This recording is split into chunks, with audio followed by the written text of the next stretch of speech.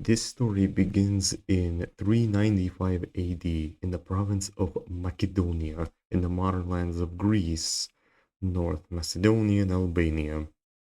There lived a young boy who was a son of a noble commander of the Limitane Guards in the north of the Danube, and the man's name was Evangelius, or Flavius Iulius Evangelius. But in short, Evangelius, to make it easier for my tongue to say and to make it less big for the viewer to be confused. Anyway, back to the video. Evangelius participated in guarding the empire before eventually becoming a cavalry commander of the local Limitane cavalry force, and he led his contingent in the last moments during the Battle of the Frigidus River in 394 AD. However, his dad died, leaving Evangelius to be alone.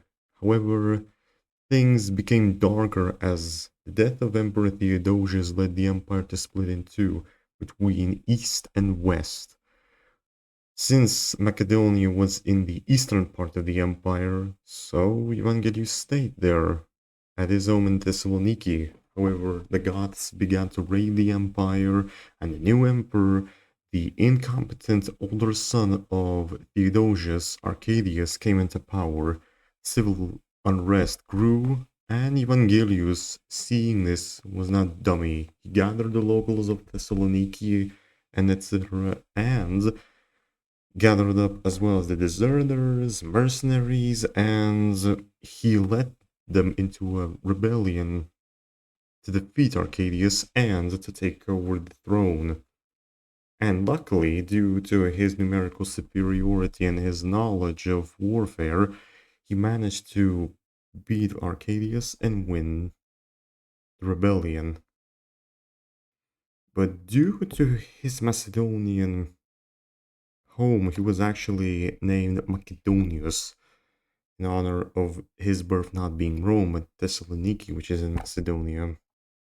Despite him coming into power, the Goths didn't really stop, and they continued to attack in Thrace. There were also amongst the governors who weren't 100% loyal to the new emperor, but the new young usurper didn't wave, and he was developing the army by using the pikemen, skirmishers, archers, horse archers, comitatenses, and the Palatini heavy troops in order to secure the empire and to protect it from any war, civil war alike.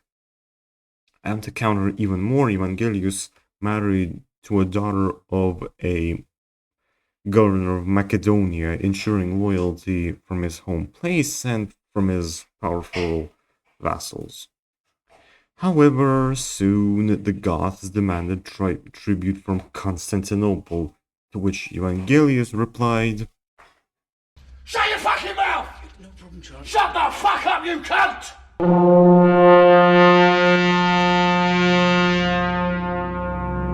And so began a civil war that would test the political and combat capabilities of Evangelius, and this civil war would decide the fate of the empire.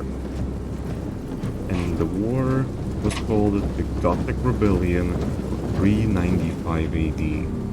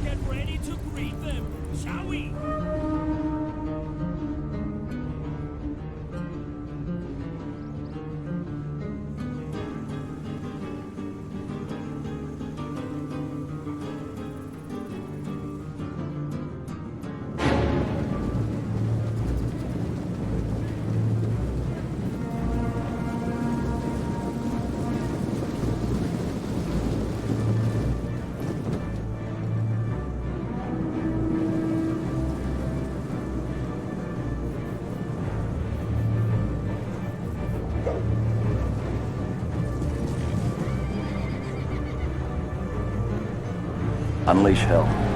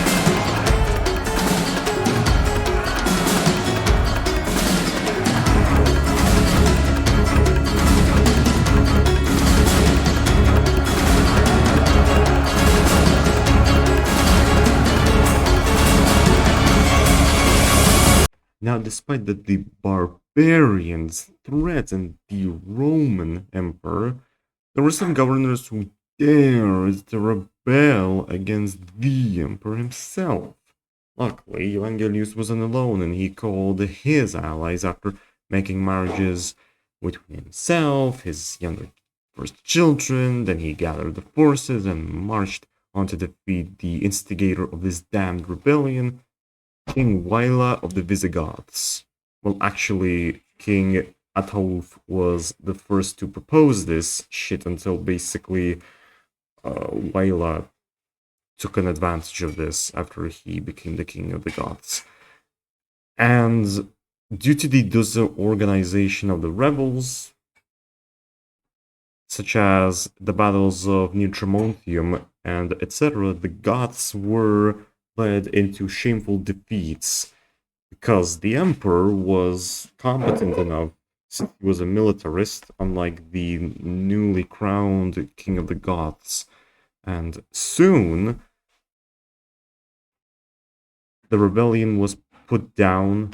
King Waila was executed by the orders of the emperor, so were the other governors of the empire replaced by the newly appointed loyal Roman governors.